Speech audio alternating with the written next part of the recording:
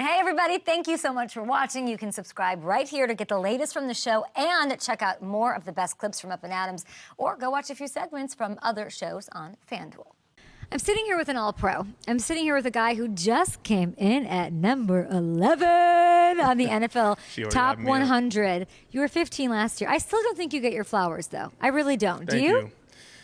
You know, I'm still working. There's still room to go. As long as there's still, I got to knock one of those ones off of the 11, right, until I get to that one spot. And even then, you still got to work hard, right? You still got to continue to prove it every single year. Tyreek got to go out. He got to prove that he's number one again this year, right? That's just how it goes. That's how this league is. You got to prove it every year. But Tyreek makes it known that he's this. I just feel like if I had a list of players, it was Kay Adams' list of guys who don't get their flowers. Okay. I would put you on it. I think, thank you. You know, but then you have guys like Aaron Rodgers coming out. Do you remember that mic'd up moment? Boy, do I. He helped me ascend in this league big time, man. I mean, that moment between me and him where he let me know, like, hey, I think you're one of the best. That was your all-pro year. Without him saying that, I don't know if I would have, got that recognition right away. And I'm so grateful to him. Unfortunately, I can't buddy with him when week one comes. But, hey, Aaron, it's all love, though. I appreciate you, brother. Yeah. Do you have a soft spot for Aaron Rodgers? A little bit, it sounds like. There's a little bit of a soft spot there, yeah, for sure. Yeah, I can't believe you're giving him – I think we're giving Aaron a little too much credit. You think he's the reason you've ascended? Absolutely, absolutely. Yeah, man, that meant a lot for me. Okay, when I watch you out there at practice, and I'm not here every day, just today, and then I see highlights and all of this, you're a madman. You have so much energy. I remember Kyle Shanahan at one point said you're quiet. What happened? Did something happen to you, or was he just dead ass wrong? I think it was a couple of things, right? Off the field, I'm mild mannered. I don't say too much. But on the field, you got to flip a switch, right? I think, especially at my position, the linebacker position, you got to play the game a certain way, and that's what all the greats have done. The Patrick Willises and the Ray Lewises, playing with that relentless mindset, that tenacity, and I feel like it's my job to really set the tone of practice, and so that's what I try to do every single time I go out there. Yeah, quiet, not the word I would use to describe you. I mean, not on the field for sure. Yeah, legend is probably what I would use. And you know who else uses that word? Who's that? Luke Kuechly. I was just with him. He comes on my show a lot. Your name seems to come up a lot, but not even with the OGs, the guys who are bound for the Hall of Fame, the Patrick Willises, like you're talking about. Young cats, like Ivan Pace, saying Fred Warner, he's that dude. What does that mean to you?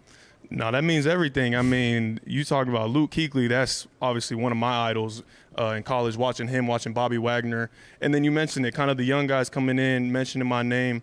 I'm so grateful and so honored to even be in that conversation where they're mentioning my name. But I feel like I'm still one of them. I don't want to be the old guy quite yet. You know what I'm saying? Are they calling you old head yet? No. I mean, hey, I'm the veteran. I don't want to say old head quite yet, but hey, I still think I'm a young guy. I still got lots to prove, and I'm still young in the game. These injuries on this team are worrying me. Oh, they shouldn't. Don't worry about that. They say whatever they say out in the media. How's your foot? Oh, my foot's amazing. Yeah, no, that's the pass. We're not worried about that. You sure? We're good? Mm-hmm. Yeah, we're good. We're 100%. We're good to go. We're good to go. I saw, Greenlaw not practicing. The Achilles, he's doing what he can. I can tell he wants to be out there. What do you miss most about having him? I mean, Dre is just such an infectious personality, and the thing that he brings on the field, like I was just mentioning, that relentless tenacity and the physicality that he brings to the position, that's obviously going to be missed. But the thing I'm so excited about is what we have, right? Coming in this year, Devondre coming in as a seasoned veteran, having played at a high level, being an all-pro and a pro. I think was his main Pro Bowl, all-pro. That's better than a Pro Bowl, and then the young guys coming up, ascending.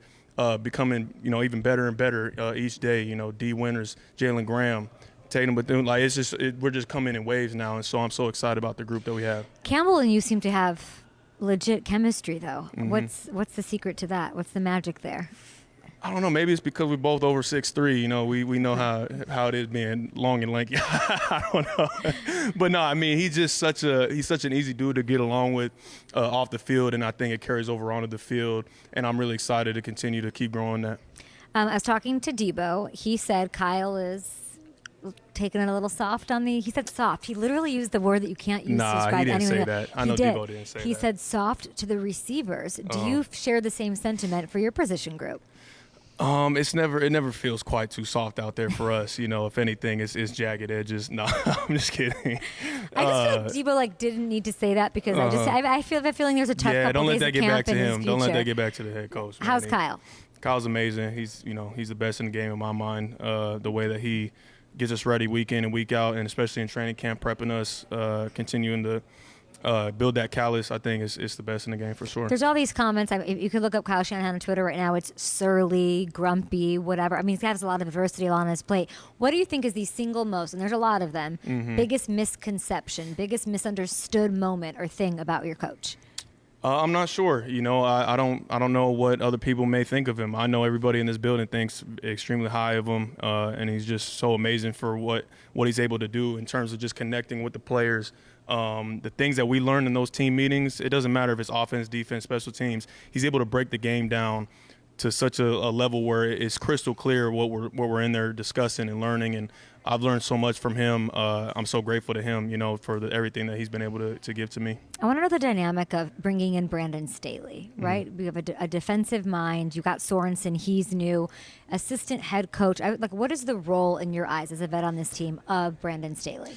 I mean, right now I think Coach Staley's done an amazing job of just kind of teaching guys on the side, right? Especially for me, there's been moments where it's either it's before practice or it's after practice, before a meeting, just kind of breaking things down to me or telling me what he sees in my game. Or he might even be talking to, he talks a lot to the defensive backs, telling them, hey, this is what I'm seeing, right? And so having that guy who's been in it for so long and such a smart mind when it comes to defensive scheme and football, I think has been really helpful. And you mentioned it with Coach Sorensen being our leader now of our defensive group, and he's done a tremendous job thus far, and he's only going to continue to get better.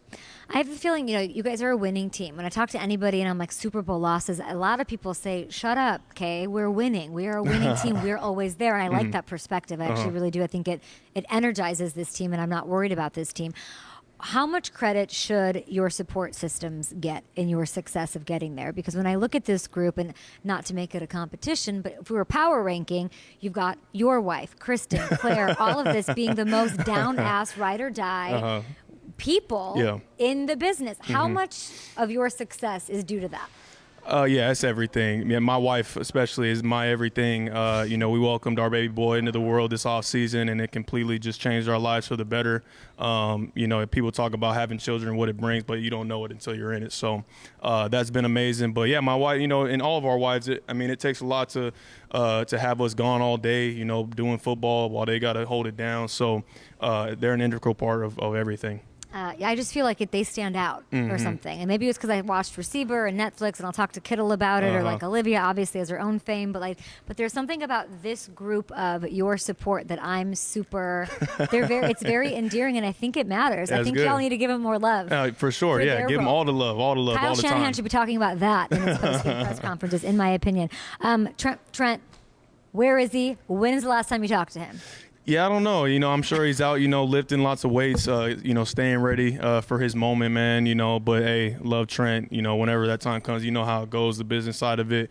We let them handle that. And then when he's here, and, we don't even think twice about it. I love you. I love everybody. I think he might be the best player on this team. It's up there for sure. I always gonna have the utmost confidence in the world, but there's no doubt in that he's a Hall of Famer, gold jacket, literally living legend on your team. It's unbelievable to watch him go to work. I'm happy he's on my team. Let me just say that I'm happy he's on my team. I ain't gotta go against him. It's great. I hope he's doing the thing where he's OG. He knows he's the best player at his position, greatest thing going right now. And he's just like, training camp, schmaining camp, I'm fine. And he'll just show up Sunday for the Monday night Jets game. Right. It'll handle itself. You know how it goes. That business side of it is a tricky deal. So they handle all that. I want to this is for the Bay Area. Dominic Puni.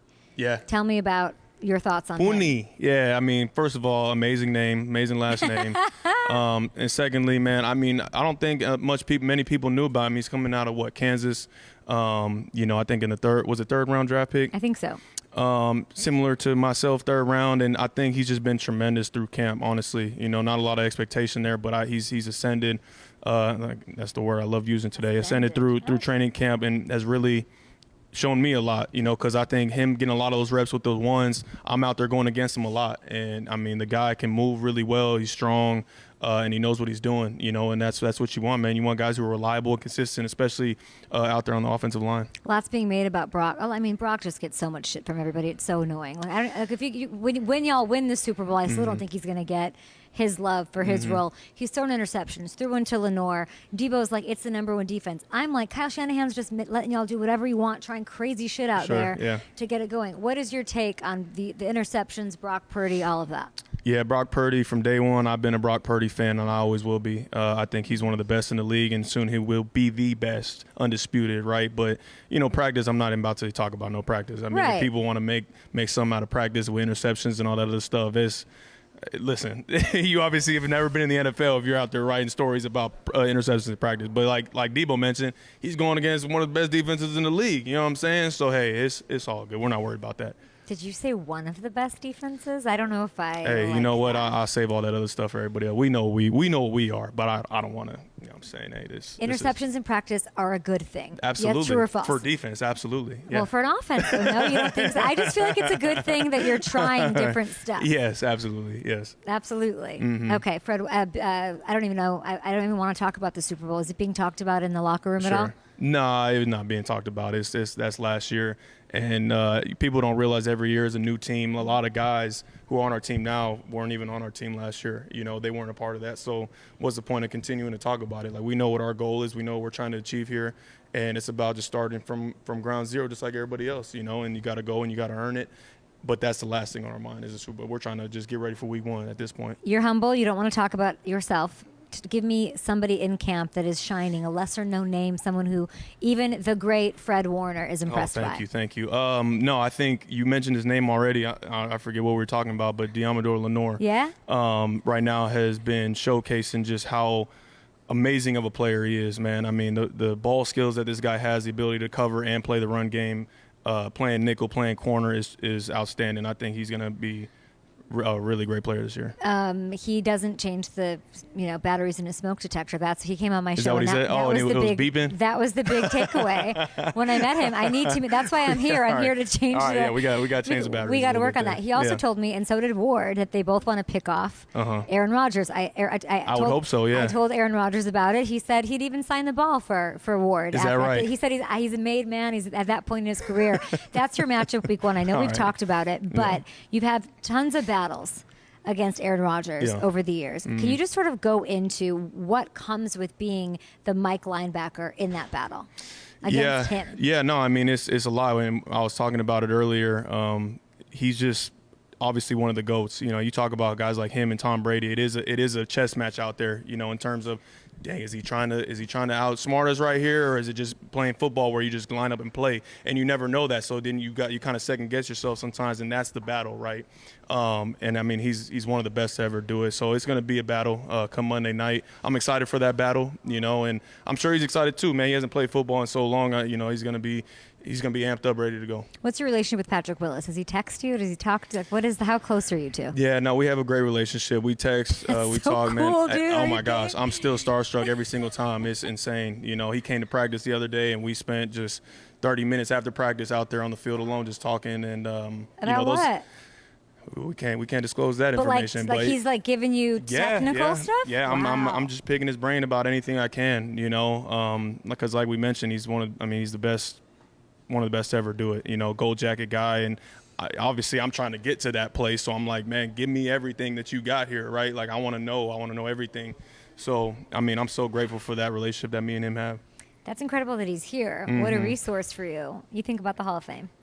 Yeah, I mean, it's something that I dream about, but at the end of the day, I have so much more to go, so much more to prove in my mind. I'm taking this thing 1 year at a time, and it also takes health and being blessed with the ability to be available. And so that's something that I'm continuing to try to maintain and continue to grow as a player and as a leader for this team, and all that will take care of itself. Happy you're healthy, not so happy you're humble.